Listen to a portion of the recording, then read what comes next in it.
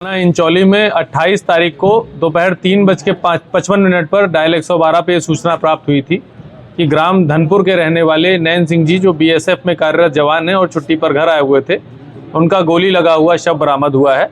उनके परिजनों द्वारा ये सूचना दी गई थी।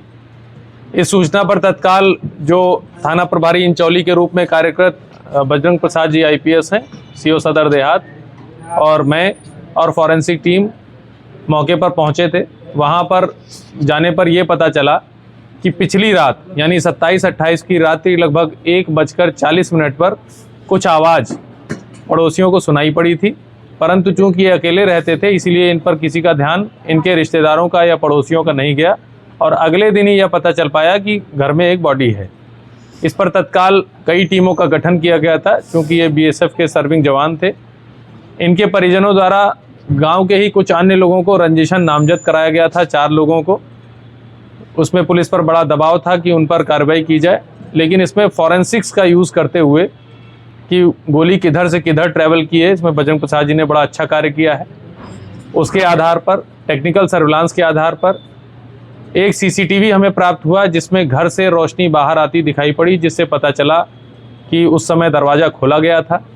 और अन्य जानकारियां जब की गई टेक्निकल और ह्यूमन सर्विलांस से, तब ये पता चला कि मृतक नैन सिंह के जो मौसेरे भाई हैं गुलशन, उनका और नैन सिंह जी की पत्नी का, जो काफ़ी समय से उनसे अलग रह रही थी, उनके बीच में संबंधों की बात आई थी, जिसको लेकर नैन सिंह जी द्वारा मृतक नैन सिंह जी द्वारा गुलशन से गाली गलौज किया गया था। इसी कारण ये हत्या की साजिश रची गई, जिसमें कोमल द्वारा अपनी ज्वेलरी को भी गिरवी रखा गया और उस पैसे को देकर नैन सिंह ने गुलशन ने अपने कुछ दोस्तों को बुलाया और नैन सिंह जी की गोली मारकर हत्या कर दी। इसमें 5 लोगों को, जिसमें मृतक नैन सिंह जी की पत्नी, उनके मौसेरे भाई गुलशन और 3 अन्य लोग हैं, गिरफ्तार किया गया है।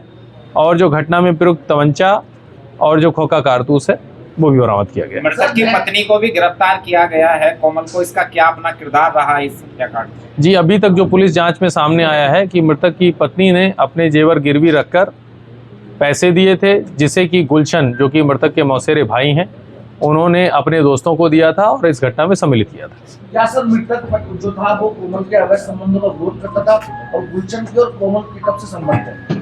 जी, इस पर हम कोई जानकारी हमारे पास नहीं है, लेकिन ये बात सामने आई है कि ये जब से वो अलग रह रहे थे तब से इस प्रकार के संबंधों की बात सामने आई है।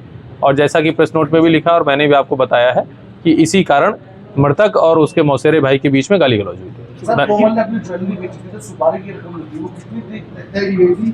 जो 3 शूटर है इसमें। शूटर नहीं है ये, इनके दोस्त हैं और ये घटना में प्रयुक्त तमंचा इत्यादि खरीदने के लिए रकम दी गई थी। कितने साल से अवैध संबंध चले गए? धन्यवाद।